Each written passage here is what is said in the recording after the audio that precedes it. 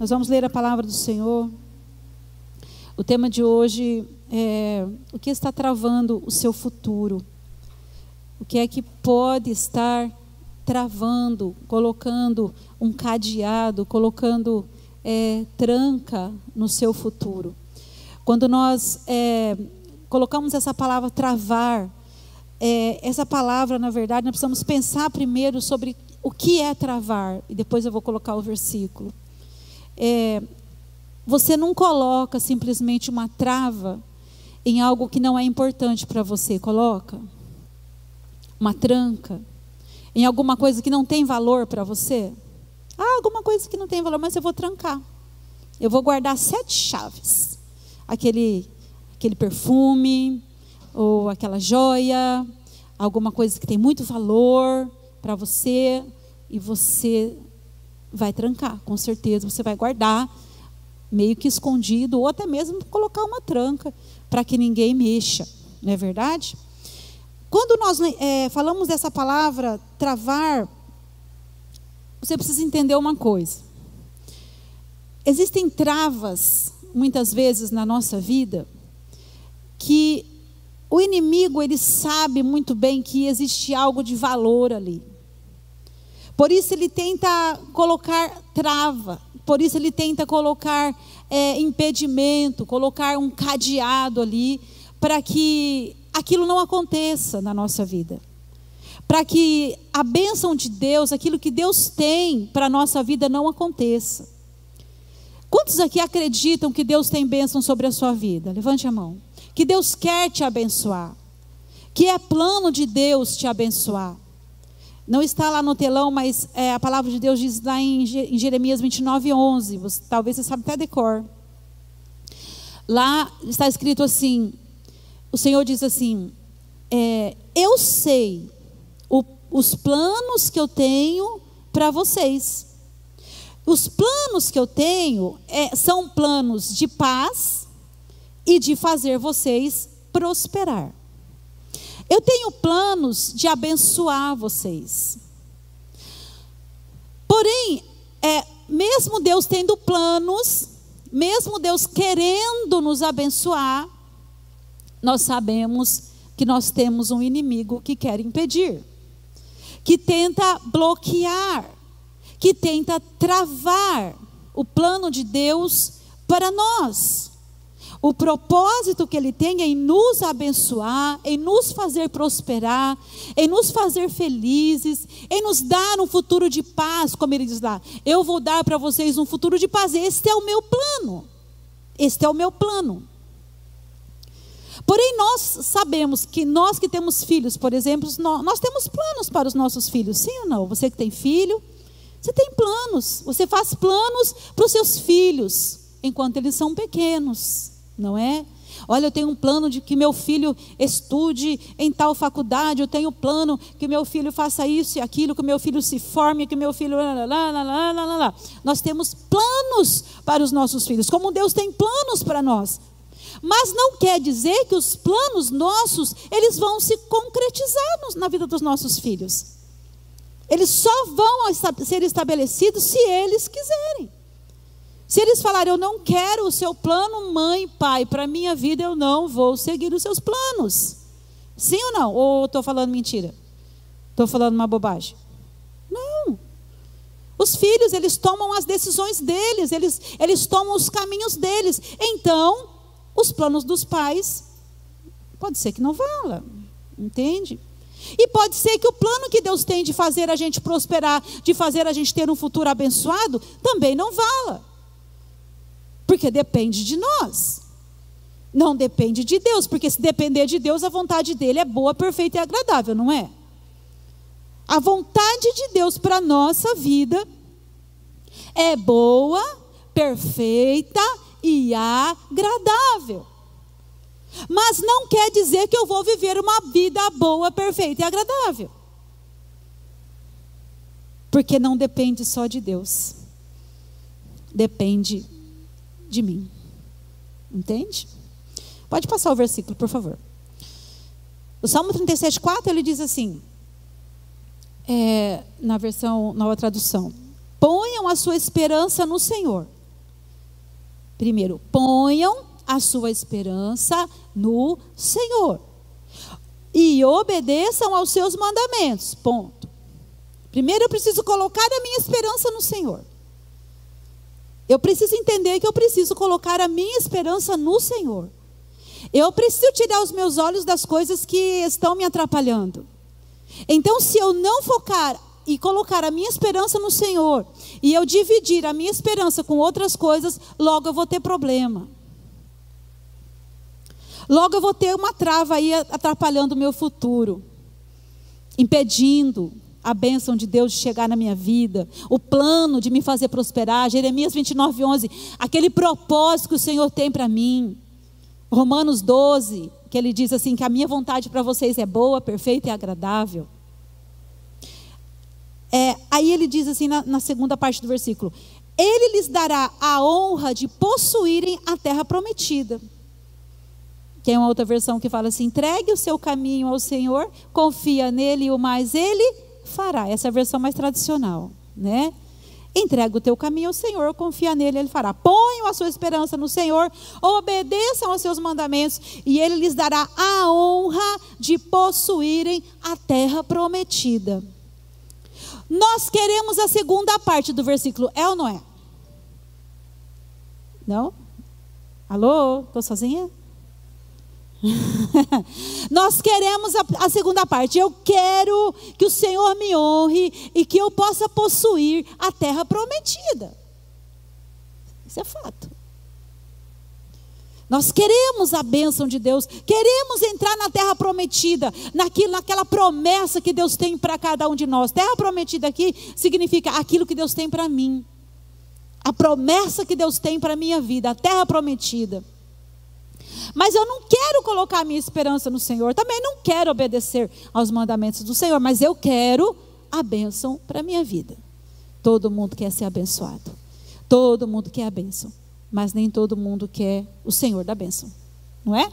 Todo mundo quer a bênção, mas o Senhor da bênção, esse eu acho que não preciso não, só quero a bênção. O Senhor da bênção não. Olha, Gálatas 6, não tem como saber como será o meu futuro de fato, mas dá para ter uma ideia pelas sementes que estou semeando. Não dá para saber de fato como é que vai ser o meu futuro, mas dá para ter uma ideia pelas sementes que eu semeio. Olha o versículo, não se enganem, ninguém zomba de Deus. O que uma pessoa plantar, é isso mesmo que colherá. Se plantar no terreno da sua natureza humana, desse terreno colherá a morte. Porém, se plantar no terreno do Espírito de Deus, colherá a vida eterna. Diga comigo, o que eu planto, eu vou colher.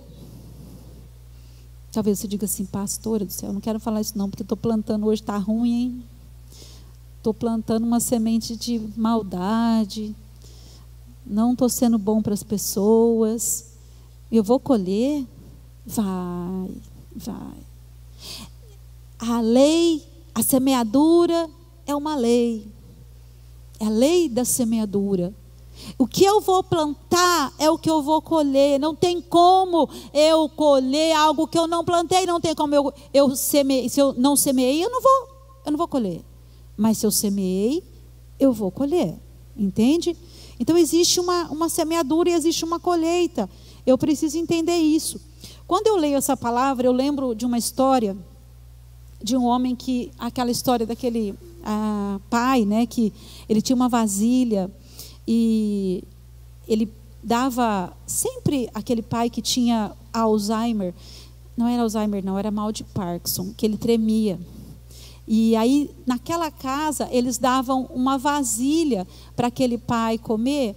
Ele sentava todos os dias na mesa, comia junto. Mas quando ele passou a ter o mal de Parkinson, eles decidiram, né, na verdade, a nora, me desculpem as noras, mas tem umas noras que, né, não estão pensando no que estão fazendo, porque elas vão colher. E aquele vô que morava ali junto, que era o sogro dela, ela disse para o marido, chamou ele e falou assim, amor, tá bem difícil. O seu pai, ele derruba comida, ele derruba suco na toalha. Tá difícil. A gente vai fazer uma mesa para ele lá fora e vamos fazer uma cumbuca, né, de madeira, para ele também não quebrar as coisas, né, mas deixa ele lá fora. E um dia o menino chegou, viu aquilo, que era o neto, né, aquele vô, que ele gostava bastante. Ele olhou aquilo e ele não entendeu muito bem. E ele falou: por que o vovô está lá fora? Comendo fora, não está comendo junto com a gente. Aí a mãe explicou: olha, filho, não dá mais para o vovô comer junto com a gente, porque ele faz sujeira, ele derruba as coisas, não dá mais, então deixa ele lá fora. E um dia esse menino foi no quintal com o pai e ele estava pegando uns gravetos. E o pai falou assim: o que você está fazendo, filho? O pai: eu vou fazer uma vasilha para você, porque quando eu crescer, você também vai comer na minha casa, não vai? Você pode ir lá em casa e eu vou fazer assim também. Eu vou colocar você para comer lá fora, porque o vovô está lá fora, então eu vou ter a minha casa, eu também vou colocar você para comer lá fora. Ai, aquilo doeu bastante, né? O que ele está semeando, ele vai colher, entende? Então, assim, não queira colher algo que você não está semeando, ou de repente você fala assim: não, eu não vou colher. Vai colher, vai colher. Nós entendemos que essa colheita, ela é obrigatória. A semeadura, na verdade, ela é uma opção. Você tem a opção de semear, mas a colheita, ela é obrigatória. Então, nós vamos ver aqui, nessa trava, né, nesse travar, 7 situações que poderão travar o seu futuro, que poderão impedir aquele versículo de Jeremias 29:11 de se cumprir na sua vida. Vamos lá. Primeira situação que pode ser uma trava na sua vida e na minha vida, está em Isaías 1:6. Os traumas, dores, traumas na nossa vida. Olha o que Isaías 1:6 diz: da cabeça até os pés, o corpo de vocês está machucado, cheio de ferimentos e de chagas, abertas, que não foram lavadas, nem enfaixadas, nem limpadas com azeite. O diabo, ele usa alguém ou alguma situação da nossa vida para causar um trauma. Um pai ou um marido que foi embora de casa, um filho, um abuso, uma perda, uma traição. Ele usa essas coisas para causar ali na vida da pessoa um trauma. E se não for derramado azeite nessa ferida, lavada, enfaixada, limpada com azeite, isso vai gerar na vida da pessoa uma trava. Ela vai ficar travada. O futuro dela não será um futuro abençoado.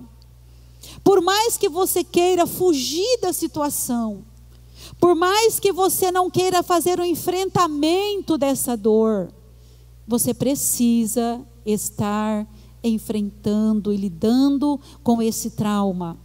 Pedindo para o Senhor: Senhor, derrama óleo nesse trauma, derrama do teu azeite nessa ferida. Eu tive um trauma, fui ferido pelo meu pai, fui ferido pela minha mãe, fui abusado não sei das quantas, eu fui deixado lá atrás, mas eu preciso que o Senhor me ajude a curar esse trauma, para que o inimigo não encontre na minha vida algum lugar para travar o meu futuro. Para que ele não ache em alguma área da minha vida alguma coisa que ele coloque uma trava ali, porque ele sabe que Deus tem propósitos em me abençoar. Ele sabendo que o propósito de Deus é abençoar você. é abençoar seu futuro, é te dar paz, é te dar uma família, é fazer você feliz. Então ele começa a colocar algumas situações para tentar impedir, para tentar bloquear o plano de Deus de abençoar você.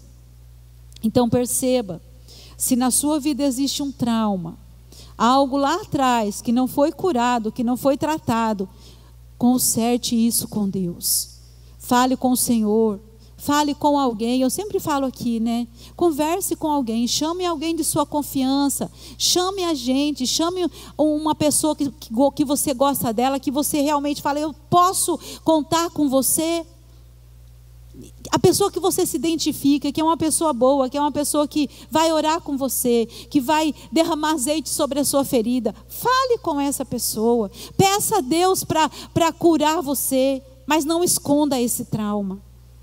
Não deixe que isso daí impeça o seu futuro de você ser abençoado. Não fuja dessa ferida não, mas encare e vença. Não fuja desse trauma, mas encare e vença.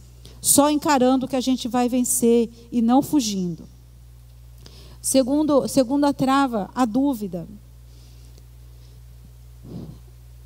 Tiago 1, 6, 7 diz assim: quem duvida é semelhante às ondas do mar, que o vento leva de um lado para o outro. Quem é assim, não pense que vai receber alguma coisa do Senhor. A dúvida, ela é a maior inimiga da fé. Se nós duvidamos, nós queremos receber algo de Deus, nós buscamos algo do Senhor, mas nós permitimos que a dúvida entre, é uma trava que vai impedir a ação do Senhor na nossa vida. O diabo, ele sabe que se ele conseguir fazer você duvidar, o seu futuro ficará travado.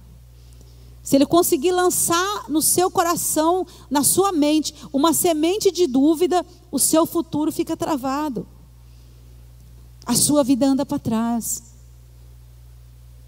Deus não fez você para andar para trás, mas para andar para frente. Ele não fez você para voltar, para retroceder. Ele fez você para avançar, para ir para frente, para vencer, porque Ele fez você para ser um vencedor e não para voltar atrás. Sabe de uma coisa? Nós acreditamos em tantas coisas, não é mesmo?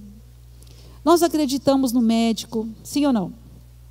A gente acredita no médico, não acredita? Acredita. O médico falou, é lei. Ah, mas o médico falou que é assim. Ah, mas o meu advogado, desculpa, advogada, mas a minha advogada falou, meu advogado falou que é assim. Ah, mas então, aquela situação assim, a gente confia muitas vezes. Não é para você duvidar, mas muitas vezes nós acreditamos muito mais na palavra do médico, nós acreditamos muito mais na palavra de um advogado do que na palavra do médico dos médicos e do advogado dos advogados, aquele que julga todas as coisas. Nós temos uma confiança muito profunda em um negócio chamado GPS, sim ou não? Quem acredita em GPS aqui? Quem usa GPS? Nós usamos. Eu precisei de GPS esses dias, Jesus da glória. Eu colocava um endereço, ele me falava assim, era o endereço de uma rua, acho que ele não reconheceu o nome da rua, que é lá naquele bairro América, aonde a Rose mora, lá em cima, lá perto da faculdade, lá, Terra América 3, lá para aquele canto de lá. E eu acho que ele não reconheceu, ele mandava eu para Washington Luiz. E eu, pelo amor de Deus, eu vou nessa rua, não é na Washington Luiz. E eu colocava de novo, apagava, colocava outra vez o nome da rua. Era um nome difícil, né, um nome diferente, mas tudo bem, dá certo agora? Vamos lá para esse lugar. Aí ele mandava eu para Washington Luiz, de novo. Eu falei, quer saber? Desliga esse negócio e vou na Boca mesmo. Aí fui na Boca. Em pleno século XXI, você tem que perguntar aonde é que é tal lugar, onde é que fica tal casa, e não sei o que, onde é que fica tal rua. Bom, tudo bem, cheguei lá. Graças a Deus cheguei tempo, cheguei no horário. Mas a gente põe a confiança nossa num GPS, põe no GPS, vai para longe, mãe, pode ir. De repente você fala assim, ei, onde que eu estou? Ele está me levando para um lugar que não é que não, né? Sabe, a gente confia tanto em tantas coisas, mas nós acreditamos em tantos sinais, em tantas coisas, mas nós não acreditamos naquilo que Deus fala. Quando Deus opera, quando Deus disse, eu vou te abençoar, eu vou fazer de você uma pessoa abençoada, eu criei você, eu olhei para você desde o ventre da sua mãe, eu vi você nascer, eu estava lá quando você nasceu, eu estava presente quando sua mãe te deu a luz. Mas a gente fala, será? Não acredito nesse negócio. A gente duvida, duvidamos muitas vezes, e a dúvida, ela é uma ladra, ela é inimiga daquilo que Deus tem, do propósito de Deus em abençoar você, em salvar a tua casa, em salvar a tua família, em trazer libertação para as pessoas da sua casa, em operar milagre na sua vida, porque Deus é Deus de milagre. Deus é Deus que pode mudar situações. Mas aí nós, mas o médico falou que eu estou assim. Mas eu recebi um diagnóstico, e o diagnóstico é esse. E eu simplesmente me entrego para aquele diagnóstico. Eu simplesmente não faço nada para mudar a minha vida. Eu não olho para Jesus, eu não olho para a palavra, o que é que Deus tem para mim. Eu simplesmente observo aquele diagnóstico, choro em cima daquele diagnóstico, mostro para as vizinhas, vou lá no muro da vizinha lamentar. Sabe o muro da lamentação? É o muro da vizinha, ou a porta do apartamento, né? Vai lá, vizinho, olha, você não sabe da maior. Meu Deus, olha aqui, vizinha. Vê se você enxerga bem. Está escrito aqui, não sei se eu estou vendo, mas olha aqui, vizinha. Ela mostra para a vizinha o diagnóstico.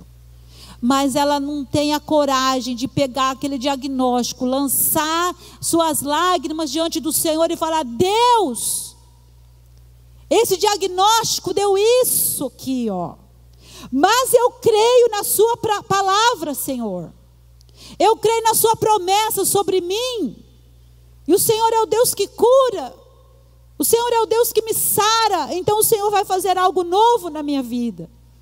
E Deus é capaz de mudar aquele diagnóstico, Deus é capaz de reverter aquele quadro, de mudar aquele diagnóstico, porque Ele é Deus de milagre, Ele é Deus que faz, Ele não é Deus que fez, não, Ele é Deus que faz, porque Ele é o mesmo ontem, Ele é o mesmo hoje, e Ele vai ser sempre o mesmo, Ele não muda, Ele não muda. A palavra de Deus diz que nele não há mudança e nem sombra de variações. Ele é o único Deus e Ele é poderoso. A outra trava, a ignorância. Oséias 4:6 diz assim: o meu povo está sofrendo porque não tem conhecimento, porque não conhece os propósitos de Deus, não conhece os planos de Deus, o que é que Deus quer para a minha vida. O meu povo está sofrendo, o meu povo perece, porque não tem conhecimento, porque não busca o conhecimento do Senhor. O profeta falou, está falado. Não sei quem falou, está falado. É muito mais fácil eu ir num lugar onde tem um profeta que está falando, que está revelando. Eis, minha filha, vem cá você, você aí, é você que está de mão assim, seu nome é Dulce, eis que te digo, Deus tem um plano para você. É assim que o povo gosta, não é? Enche, está revelando, está lá cheio de revelação. Irmãos, eu não sou contra isso não, eu já recebi revelação de Deus, e era de Deus mesmo. Deus falou de uma forma assim que a pessoa não me conhecia, não sabia quem eu era, nunca tinha me visto, mas me deu uma palavra revelada. Eu acredito sim, mas tem muitas pessoas que elas são levadas por essas coisas e elas não olham para a palavra de Deus, e elas não buscam conhecer o Senhor. Olha Oséias 6,3. Prossigam em conhecer o Senhor. Tão certo como nasce o sol, como vêm as chuvas da primavera, Ele virá nos ajudar. Se eu prossigo em conhecer o Senhor, virá a chuva da primavera, Ele vem e me ajuda. Se eu tão somente voltar o meu coração para conhecer a Deus, e quando eu conheço o Senhor, eu sei quem Ele é, eu posso passar por provas, porque Deus nunca falou na palavra dele que eu não vou passar.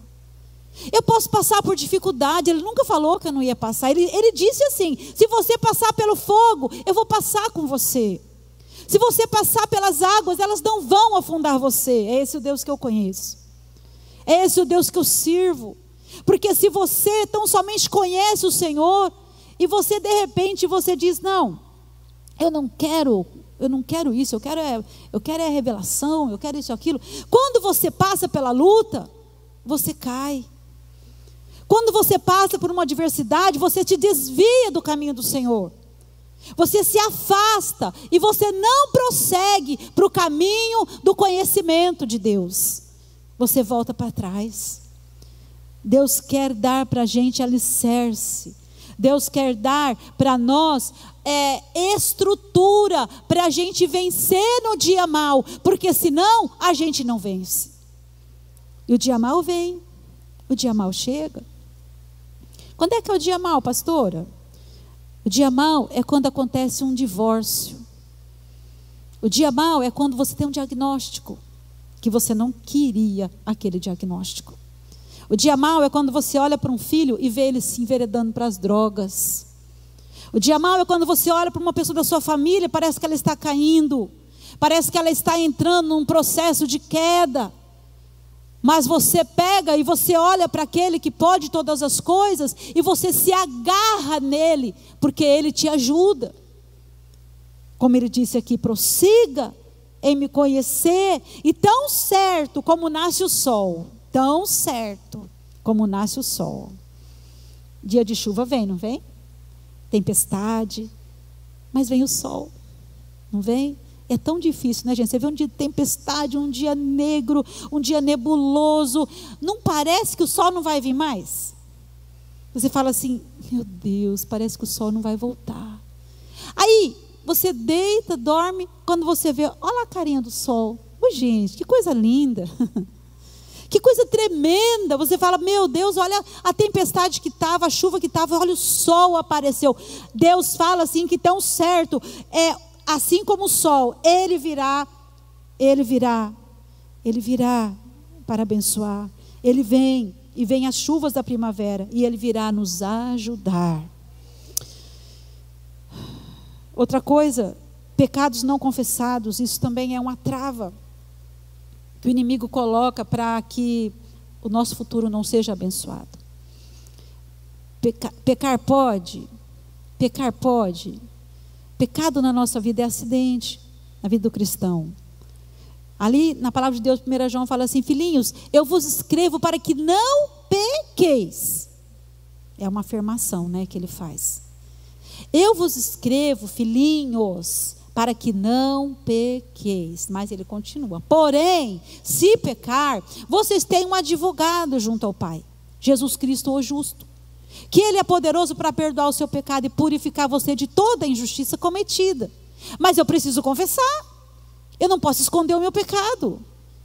Olha Provérbios: quem tenta esconder seus pecados não terá sucesso na vida, seu futuro vai ficar travado. Mas Deus tem misericórdia de quem confessa os seus pecados e os abandona. Então, confessar o pecado e deixar e abandonar é prosperidade de Deus na minha vida.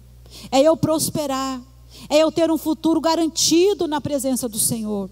É Deus garantir o meu futuro quando eu confesso e abandono. Não é quando eu confesso hoje, amanhã eu faço de novo, confesso outra vez. Então eu vou fazer assim: eu vou confessar, vou pecar, confessar, pecar, confessar, pecar, confessar. E pode, né? Porque a palavra de Deus fala que eu posso confessar, mas isso é tentar a Deus. Pecado na vida do crente é um acidente, na vida do cristão, daquele que conhece a Deus. Pecou? É um acidente. Eu vou confessar o meu pecado e eu vou me levantar. Porque o justo cai 7 vezes ele levanta. E o Senhor vai te dar graça, mas você precisa confessar. Outra coisa, a preguiça. Provérbios 19:15 diz: quem é preguiçoso e dorminhoco acabará passando fome. A preguiça é uma trava que o inimigo coloca também para impedir a bênção de Deus na sua vida, para impedir o seu futuro de ser abençoado. Provérbios 19:15 diz: quem é preguiçoso e dorminhoco acabará passando fome. E Provérbios 21 diz assim: o preguiçoso morre desejando muitas coisas, porque se nega a trabalhar, passa o dia inteiro pensando no que gostaria de ter. Pensando no que gostaria de ter, mas não age, né? Então é necessário a ação, é necessário tomar uma atitude, é necessário fazer alguma coisa e não dar lugar para a preguiça. Deixa a preguiça para lá, manda a preguiça para o lugar dela, entende? E se revista da força do Senhor, porque o Senhor é a tua força. A cada dia, a cada manhã, o Senhor renova sobre você as misericórdias dele. E ele se torna o seu braço a cada manhã. Então a cada manhã se levante declarando: Senhor, tu és a minha força. Não tenha preguiça de levantar para trabalhar não, porque o Senhor te deu um trabalho, Ele abençoou você. Então você chega naquele trabalho e diga: Senhor, muito obrigado pelo meu trabalho. Não amaldiçoe o seu trabalho. Não chega lá amaldiçoando: ai que trabalho, ai de novo ter que trabalhar, de novo ter que levantar, misericórdia, não aguento mais. Maranata, vem Jesus. Maranata, vem Jesus mesmo, nós temos que orar, né, para Jesus voltar, mas não nessa condição, porque eu não aguento mais trabalhar. Maranata, vem Jesus. Trabalho dignifica o homem pecou, por isso tem que trabalhar. Ninguém mandou o homem pecar, por causa do homem. Não é da mulher não, é do homem. Brincadeira, irmão, você vai apedrejar eu depois, né? Foi os dois, né, a mulher e o homem também. Última coisa que nós vamos falar hoje é do desequilíbrio emocional. Jonas 4, ali no capítulo 4, no livro de Jonas, ele se desequilibrou. Deus tinha um propósito na vida de Jonas, para ele ir para Nínive, ele foi para Tarsis, você sabe a história. Mas na segunda vez, o Jonas desobedeceu da primeira, na segunda... era a segunda vez já, né, que Deus estava falando para ele, porque ele já tinha sido vomitado do ventre do peixe. E aí Deus dá tudo aquilo que ele fala, que era salvar aquela cidade. E Jonas vai lá, prega naquela cidade, e ele vai lá nas ruas, e ele fala assim: olha, se arrependam, porque em 40 dias Deus vai destruir essa cidade. Mas no coração de Jonas, ele pensava que Deus ia destruir. Estava meio desequilibrado. Deus mandou pregar para aquela cidade porque ele queria que a cidade se arrependesse, porque era plano dele que as pessoas fossem salvas. Mas Jonas olhou, falou para todo mundo, até o rei desceu do seu trono, se vestiu de saco. Ali naquela cidade todo mundo se rendeu, todas as pessoas foram salvas, e Jonas ficou triste. Olha que desequilíbrio. Ficou triste. Como assim? Deus salvou aquela cidade, Deus libertou aquele povo e você está triste. Ele vai lá chorar, disse: ó Deus, não quero mais não, mata eu, porque eu não quero viver mais. Aí Deus fala para ele: calma.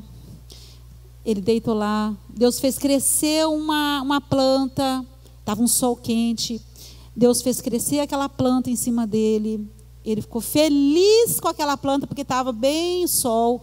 E aquela planta deu para ele um aconchego, deu para ele um conforto.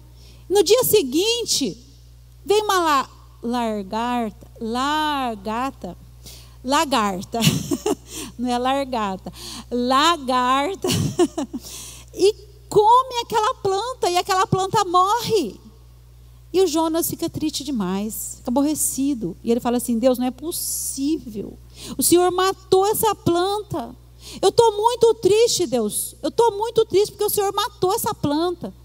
Deus fala para ele: ô Jonas, você está desequilibrado, rapaz? Que é isso? Você nem viu nascer essa planta e agora você está triste com ela, porque ela morreu. E eu não deveria salvar Nínive, porque é uma cidade que precisava de salvação, e eu vi Nínive nascer. E eu conheço as pessoas daquela cidade, então eu desejei que aquelas pessoas fossem salvas. Então eu estou errado, Jonas, de querer salvação para aquela cidade? E ele fala, sim, senhor, está errado, sim. O senhor está errado, porque eu estou triste. Ele, na verdade, ele estava muito desequilibrado. Depois ele entrou no acordo com Deus, sabe?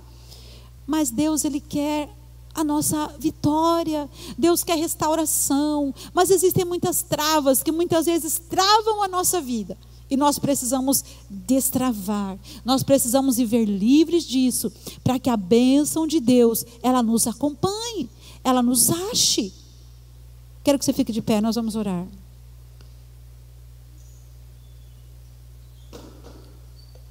Eu quero perguntar para você,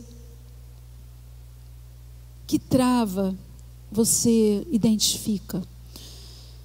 Que o inimigo está trancando para que a bênção de Deus não venha sobre você?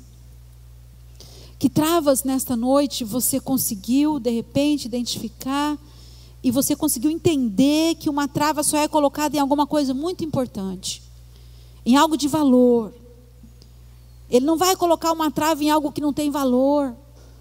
Muitas coisas Deus quer fazer na nossa vida, e o inimigo muitas vezes está travando a bênção de Deus, está impedindo a ação do Senhor de nos abençoar, de fazer a gente prosperar, de usar a nossa vida.